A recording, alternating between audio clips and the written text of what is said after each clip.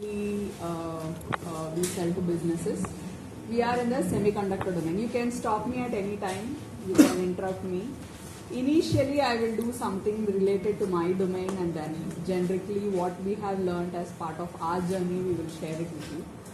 And at that time, anytime, you can stop me and ask any questions, and anything and everything is helpful, right? So this is a B2B business where we are in the semiconductor domain. We have a product that we sell to semiconductor IP companies or semiconductor solutions companies like Qualcomm, IP companies like ARM. Those are all big names, but we are selling to the mid-market and startups for that, right? A bit of background about myself. I did my MS at IIT Madras under Professor Kamakoti, who is now the director of IIT Madras. After that, I went to industry where I majorly worked in processor companies. Basically, ARM, if you have heard of it, these are all semiconductor processor companies. MNCs mostly, multinational companies which had a branch in Bangalore in India, adjacent state. So I spent some 7 years working in all these industries, basically in one domain. It's called processor verification, and a bit of it I will just cover in the domain explanation. And then I came back to my research lab in the computer science department at IIT Madras, where they were developing the same processors that the MNCs were doing, but they were developing for India. So the processors, the whole ecosystem around the processors that are needed, they were developing within India. So I was contributing to it as part of a verification lead for that. And from that, all the pain points and all the problems that we face, that it's a combination of industry experience and academic challenges, we came up with the generic problem statements that anybody who's doing our job will face. From that, the startup starts. Okay. So what Vyoma system provides is it works in an emerging field called RISC-V. It's a reduced instruction set processor. If you have heard of Intel, Intel Inside and processors, right? Anything within any electronic device nowadays have one kind of a computing device or something, right? So we are in the field of developing it and manufacturing it. We don't manufacture it, we do the design phase of it. So anything within that, a microcontroller within smart meters, anything within automotive, anything within computers, any electronic chip which has a processor in it, we work in developing those designs, right? So we are a very lean startup. We are still under 5 employee count, and we have been in around 4 years till now. And we have had a string, because we are in the academic setup, we have a lot of interns coming and going, students working for us from the local colleges as well as IIT Madras, right? What we provide is we provide tool sets for the design engineers, where these tools are SaaS based tools which we provide on-prem and in the cloud. Just a roll call, who are all doing B2B and in the SaaS, okay, software as a service. Okay. So it might be biased because that is the experience that I have. I have nil experience in direct to customer and everything, but still some aspects might be common, but bear with me. We are passionate about our field, so we might try to get into technical. You can just raise your hand and ask me to stop, okay? So what we do is we provide tools and infrastructure in the cloud for design companies, the design engineers who want to develop processors. So that is what we do. In the process of developing this and the sales of these, we found that B2B sales takes a longer cycle. and we want to improve our cloud product as quickly as possible, so we want a lot of users trying it out. So there is a way that you can give it for free and stuff, but we just switched the angle that we will do two kind of focused customers. One is B2B sales, the other will be skill development. So our product comes as an ID, a developer environment along with it. So we targeted students coming from the academic setup. We wanted students and engineers to be skilled in our domain. So that brought in a lot of users, and that helped us improve our product as quickly as possible rather than. So there the pricing will be different, the whole ICP will be different and things like that. But I know that sometimes you have to just focus on one type of customers, but we intentionally maintain two separate tracks. One for skill development, which for businesses, it helps us improve our product as quickly as possible from customer feedback, user feedback basically. The second is the B2B sales, where we directly sell to the businesses, right? We also partner with other startups within our ecosystem, where we take their IPs and then we productize it and sell it also. Okay. So just a bit in the domain. So what you see is are all the consumer computer electronic products that you use every day. You have mobiles which you change every 2-3 years. You have automobile where you change every 5-7 years. As well as you have cloud compute or compute infrastructure that you have in your day-to-day use, right? So all these things keep changing. So there is a huge market for these type of electronics, and the emerging technology that we call it as RISC-V. So it is a reduced instruction set computer. It is a technology that is used to develop such electronics for these domains, right? We chose that because we are trying to disrupt some part of the semiconductor market. It is traditionally a very closed market. The designs will not come out. It's their golden egg. They'll not give to any external vendor to see the quality or the security and stuff. So in that we are just concentrating on one niche of the market, so that there is early adopters, so that there are people who are trying it out and are open for external vendors to experiment.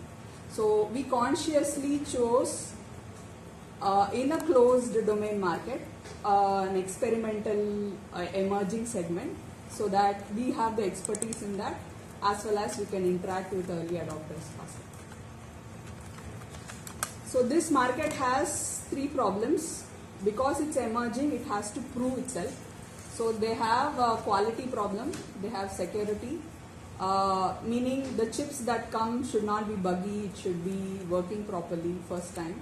And you want your phones, your features, everything to be as quickly modified, as quickly available, as highly performant. You want an AI engine to work in your phone as seamlessly as possible, right? So the time to market for that also is a very important part of this domain.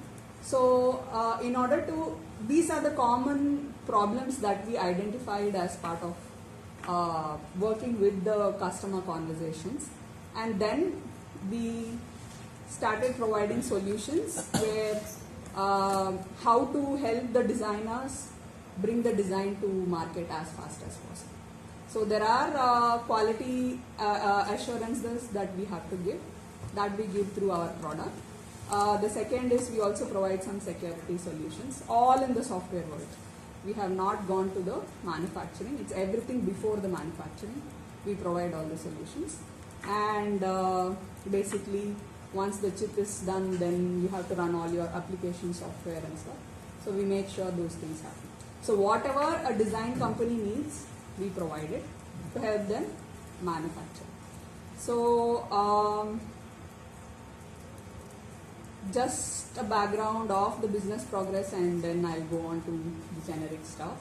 So the journey has been a bit a lot of highs and lows and saturation, I mean a petered out thing.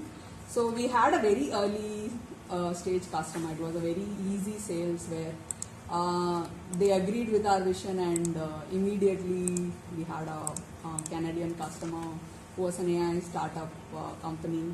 They were developing their own AI chips when ChatGPT wasn't even known, right? So it was May 2022.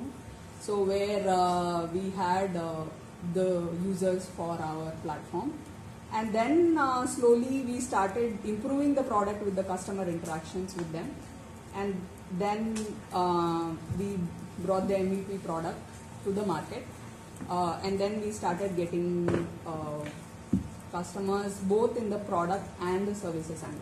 So that is where we consciously decided that there were a lot of requests because we had expertise in the field and it was an emerging field. There were a lot of expectations that we could serve as a services company, but we consciously said no to around 15 to 20 requests, and we stuck to being a product company even though the revenue would have gotten in easily through services. So that is one of the things that we learned through our journey. And most of our market segment is in the semiconductor domain itself. And we had early conversations with some of them and then tried to figure out three major segments, where one is established semiconductor companies, but there the sales will be very long. It is not very easy to get in. So that is one. The second is the startups, where there will be an immediate benefit, but it's very rocky for us. They are also startup, we are also startup. We are selling to very already they are experimenting with their own solutions. In that, if you also go in at any point of time, you can they can stop using your tool or using your platform. So that risk was there. And the third is like us, universities where they do research in our field, who are funded, of course, and then they would want to use our platform for their skill development or learning and things, right? So this is a bit of our background. From that, I'm just going to go over some 6, 7 or something that are as learnings from our journey. So that's the thing that I wanted to share today, right? So the first thing is to understand that we are not just running any company. Like from day one, let's say we start selling a product, we get money, and we are in business. So that was not the intention. So this definition itself took some time to get in. Like, we are a startup, we are an experiment, finding a business model, a repeatable business model. What that means is we are trying to find our market, we are trying to find our ideal customer, and we are trying to sell to them. And this we want to repeat it in a certain way that it becomes a proper business model. That requires a lot of experiments. Experiments by definition means it can fail, it can be a success. So the idea there is you have to keep doing those experiments, which are actions, not just thinking. So that is where, that was our first initial learning, that you don't need a product, but you need your marketing strategy in place. You need how to do your customer discovery conversations. You need to understand from those conversations what kind of insights you are getting, and then from that you have to take actions. So if there are no actions, then there is no experiment and there is no startup. So that is our very first learning that we had, that we are in search of a business model. So there is nothing written in stone. Like today, I tell that I'm going to do it this way, and this is the customer, and this is how I'm going to stick with it for the rest of my life. You're doomed for failure from day one. So every customer conversation has to be recorded, understood, insights gotten, and from that you develop your strategy. And that strategy today might not be relevant 1 year down the line. So this customer conversation, experiment, insights have to be continuous and has to be maintained. So that some of the programs within IIT Madras helped us to get over our inhibition and go and talk to customers whom we think as potential customers, not to sell. So if it becomes selling, then that's a different goal. To understand the customer problems and what kind of needs they have. Are they really our potential early customers? And then figure out a lot of things. So there are a lot of parameters around it. And I think for this there is a lot of information in the web also to how to carry it out. But the idea is to have that in picture, that it's still an experiment until it's proven, right? Where you get a repeatable business. The second is you might talk to a lot of potential customers. You will think that they might have the problem that you are solving and you're going to sell. So this is the sales side. You're going to sell your product to them. But 90% of the time it might not be the case. You will have a lot of assumptions around it. So as an early stage startup, you should cut down all the customers or potential customers who do not serve you. So that is the skill that you have to learn from the conversations that you have. They will say that they will buy your product, but if these features are available and things like that. So that is an intent where they are late customers. They are not your early adopters. So if that is the case, you should understand that the conversation can be paused, the relationship can be maintained, but it's not worthwhile for your startup to pursue such customers. So your ideal customer profile has to be toned down from day one. It has to be very focused. Only the early adopters are your first step, right? So they have to be, because it also takes, like, if you have to find your early adopters, you have to talk to like some say 200 people. That means in order to find 10 customers, you can scale it up, right? So instead of talking to every customer and trying to find out and serve them, identify that are they your ideal customer. If not, drop them for now. So that is the second learning that we had, to have focused who will try out our product, which is not yet completely perfect. It's in the MVP stage, that can be adopted and experimented by them. So that is one. The second thing. The third important thing is, as founders, we will have our own talents. We might be good in tech, we might be good in finance, we might be good in different aspects of business, right? But the one thing that cannot be compromised is we have to be the person who has to go and sell in the early stages. Because we are the people who understand or passionate about the problem that we are solving. So we are the people who will be able to have those quicker conversation and change the product and change the attitude on how to get the customers and all as fast as possible. So this is something that we learned. There might be some hesitation that we don't have the talent for sales, how can we go and do it? But that is something that only founders, either you or your co-founder or a combination of you both, have to develop it, where in the very early stages you have to be your front end for customers.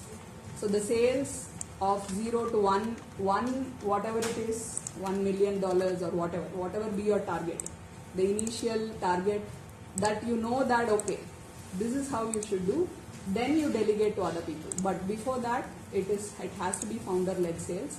So that is something that we initially thought we will just outsource it, have some sales people, let them go and do.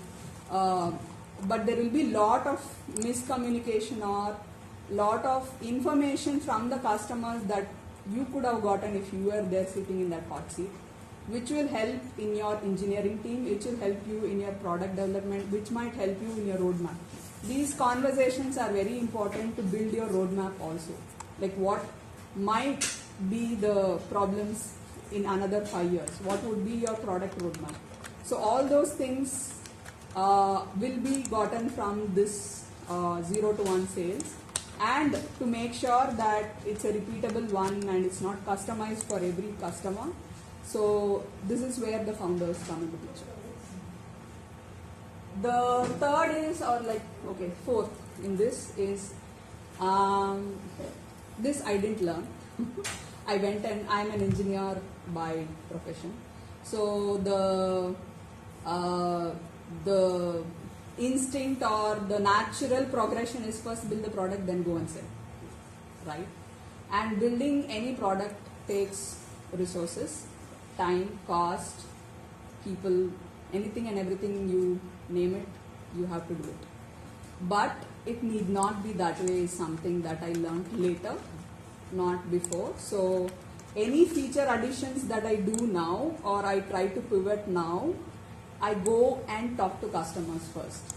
But initially in my early stage, I focus like 8 to 10 months in developing the first MVP, perfecting it, right? The very perfect product that will go, then I'll go sell and it will become a hit. I'll become a billion, right? So that was, I mean, the last part was not there, but still that was the idea. So the initial natural instinct is we understand there is a problem and we think that this is the solution. Let's build the product. That need not be the case. You have to go and talk to customers, understand whether what you think is a problem is also their problem. That itself is still an assumption. Everything is an assumption. Whatever is there in your head is an assumption. It has to be validated by, let's say in a B2B environment, if 40 people tell what I tell, then I say that maybe yes, it's a repeatable problem. That means if I solve it, there will be a repeatable business model coming out of it. Otherwise, everything is in our head, right? So this is something that I feel it can be learnt at any point. So yeah, I could have bet myself up that I may not have wasted 8 to 10 months building the product. I could have gone. But consciously, this will be there throughout the development of your business. So at any point where you want to pivot or need to add any features, you can do the same experiment. Talk to customers, understand, and then develop whether it's really needed or drop it, right? So that is one thing that as founders we have to learn is detach ourselves from the product or the domain that we are in. We are here no or a negative feedback, right? If something does not serve the business, you should be in a mindset to drop it. You cannot say no, it will work. I just didn't find the right customer. That doesn't work. Essentially, you are running a business. If the business is not served by an idea and it's not validated, it's better to drop it than make it costlier by developing the product, building a sales team, going, talking to customers, wasting all your time, money, resources, and then finally finding out that, yes, this does not work. This does not generate money, right? So that is something that is more important throughout your business. So this is mostly very specific to our journey. So you can take it if it applies to you. If not, you can drop it. As is a B2B business startup. So in very early stages, as I said, there was a product versus services question or decisions or choices that we had to make. It was tough because if it was services, we could easily have gotten a lot of customers and revenue and stuff. But we stuck to being a product company. That means saying no to a lot of people, but maintaining the relationship. So we learned that no, hard no does not work, because later the same customers took our products, but we became the support team for that. So it's not pure services, but it's product-led support. So that's why I said that there is no hard and fast rule that no, I'll not do services. If they ask me to do one line of code in their company, I will not do. That kind of strict mindset will not be there even if you are a product company. So based on the situations and customer conversations, you can make your decisions or what is right for your business, right? So that clarity has to be there or has to be developed as you build your business. The second is we had consciously made our engineering team lean. We kind of are multitaskers, and so let me start with the founder. So I myself can sit and do a lot of different tasks within the same domain. So I built the core team that believed in doing that same thing. So there are some core values that we wanted in an engineering team. So we consciously built that team but made it really small. And yes, there was a time where we could have expanded, but by then these co-pilots and coding assistants and other things came. So we again took a conscious decision that instead of spending it on resources, we will spend it on the tools and infrastructure of the current and the future generation, and we'll augment our engineers with their AI assistants. So that was also a conscious decision. It has worked out well. It was, I made that decision and my engineering team didn't pick it up for 6 months. I thought, okay, it doesn't work. But then I had to first start and I had to first show that how it's done. Then it's just picking up from there, and then they are better than me now. So they give me tips on what is the latest, what can be switched and everything. So it's a cultural thing in your company on how you want to build every team, be it, others, finance, what else? Finance, marketing, sales and other things can be like contractual, we feel. Engineering is our core team that sits full on, and how we want to bring that culturally, the way we can keep it lean but productive is something that we were consciously building it. The last but very important thing is the finance. You can never say that I'm not good at understanding the numbers, the money numbers. That does not work. You need not be an accountant for your company, but you can be and you should be the financial officer, CFO, to make the decisions that help improve your revenue of your company. So in order to do that, the first would be to understand the cash flow, and this takes time and effort to understand and then do, and I felt it is important to be on top of it at all points of time. So once we don't have control over it, then we will have a lot of surprises at the financial year end or at any point of time. So this is something that drives your business, so better be on top of it. So you can have a lot of people helping you out, but the decision making and understanding and being aware of what happens in terms of money in your business is something that's very important. So yeah, these are the things that I wanted to discuss. Can we go back to the slide? Yeah. Like 0 to 1 sales talent does not exist in the early days. The founder is the product. So founder is the product. So like how we can present founder is the product, what are the steps or that. I can tell you what I did. Yeah.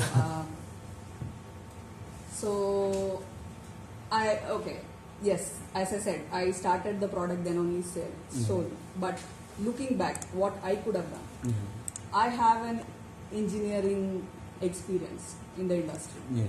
And I have some experience in the academic research also. So I can project myself through LinkedIn posts or wherever your customer is. I don't know, what is your business background? I mean, like, in what domain? In education. Okay, yeah, so that's, anyway, LinkedIn only. So you can build steps and strategy to say that you are the subject matter expert in your field through posts, through knowledge. There is some, I myself have been a victim to that, and some other founders also, where they feel that knowledge or the IP of the company has to be closely guarded. Everything is a secret. Nothing should be told out. Otherwise, somebody will take it and become Ambani, I don't know, Indian context. Billionaire. Billionaire, yes. But that is not the case, right? You are building your presence, you are building your brand value. It does not require a product. It requires you to be in front of the where your customer is. So there you need to put your presence. So that can be done as a founder. So you don't have a product, you don't have a team, you don't have VC, you don't have money. So the only thing that you're going to sell is your expertise, your knowledge, what you can do to help. So if it's education, it's knowledge. What are you expert in? What you want to serve? So that has to go as tidbits and other things. One way. There might be several ways. So like, how difficult is to manage your like 5 teams you said? 5 people. Yeah, 5 people. How difficult is to manage, and what are the things? 5 that people you are have easier faced? to manage than 50. Yeah. No, but what is the question? But like, there will be no like anything like called privacy or anything in the small. No, I still didn't get it. So 5 people are there. Yeah. Yeah. So if you get an idea of something, Right. and you deliver to one person, and he will Okay. deliver to all. So that's why, even though you in small thing Okay, like so your- the initial days when we were building the team, yeah. so I never give the whole. So you are, I'm from an engineering background, so Same. I know the. So I can split it. I can split the idea. No, I can realize the idea into the engineering solution. I can split the engineering solution and give chunks which, for anybody implementing it, will not have any. Okay. One way, but that's a hard way. Then slowly we will build the trust among the core engineering team, and then it becomes a bit more. But still, there will be some core stuff you have to be on top of it. Yes. Yeah. Yes. You can be free, but there is always a line also. But that you have to maintain it and learn it.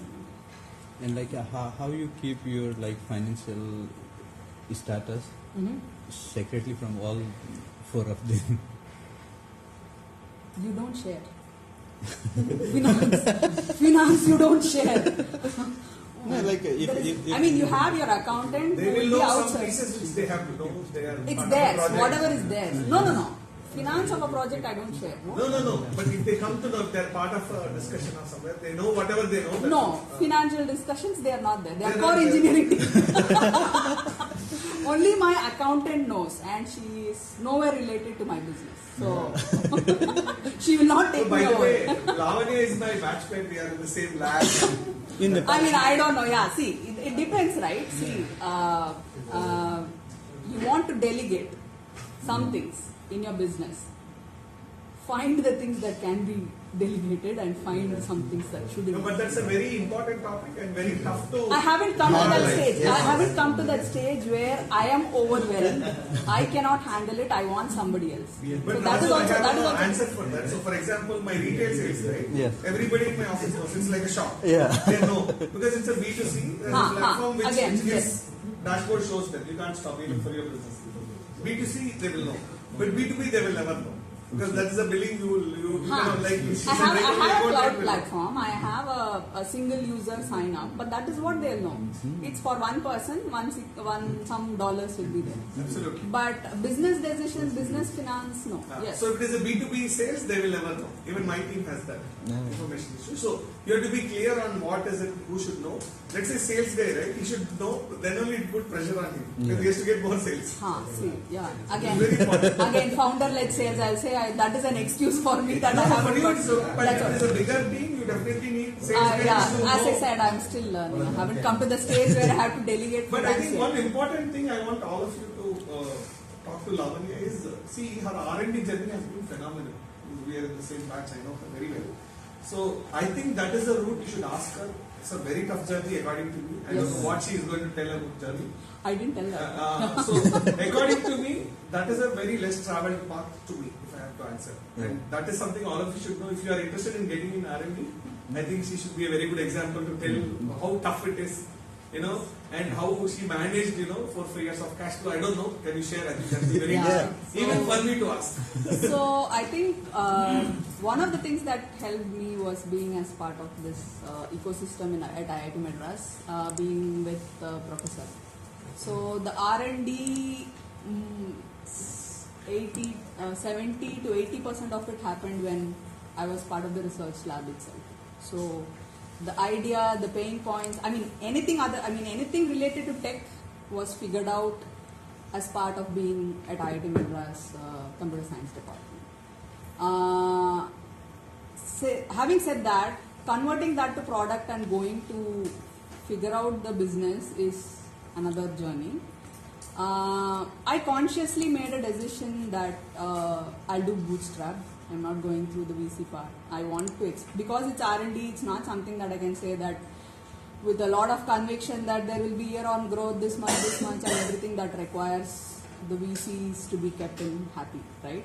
So I felt there is an experiment on top of experiment that I'm doing. So, and I had my own pace, but that means that I have to take up everything alone.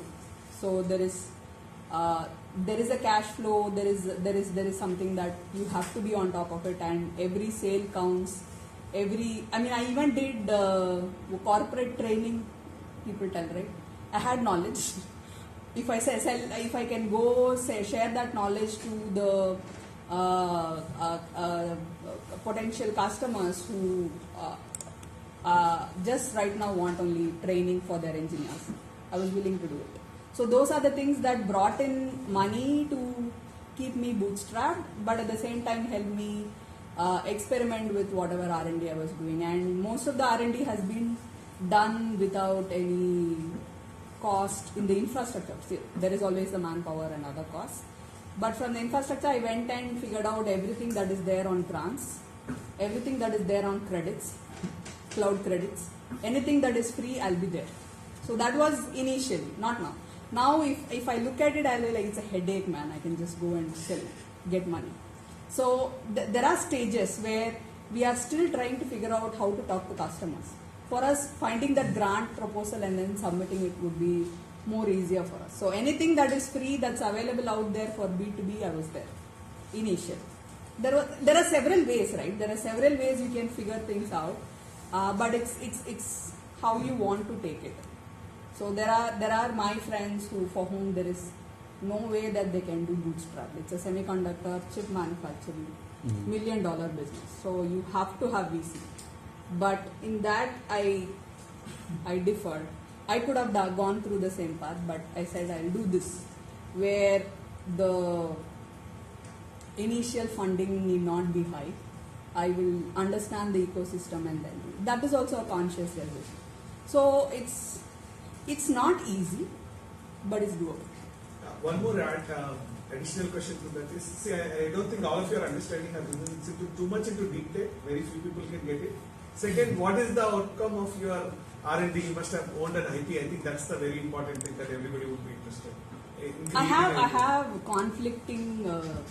That's why I didn't use that word. So generally, people are in the business world right now. They start off like, if you have an R&D, then you have to go to the patent part. You have to protect your IP. Yes. That's the part. I didn't take that part.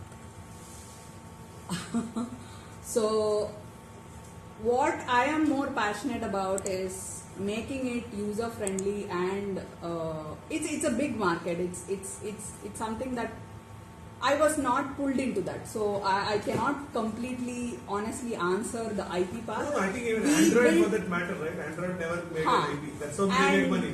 We come from a world where everything we wanted open source and we developed together as a community. So that's where the technology that I chose also is similar to that. So that being said, the R&D becomes the cloud solution. So that's how. Is it secure? Yes, we make sure that ours is not reproducible. So the beauty of our thing is the product alone does not help. Like I have Google Pixel phone, and then when somebody like hack inside my system, then like control my phone. Yes, today everything is doable, but it's given enough money, time, and expertise. 3 things you need, right? The 3 things you need, and we try to provide certain solutions which will make it difficult for anybody to hack. That's all. It's not like there is nothing like in security. It's like Because recently, like past 3-4 weeks, I have been experiencing that. okay. I don't have a solution for all those things. We are where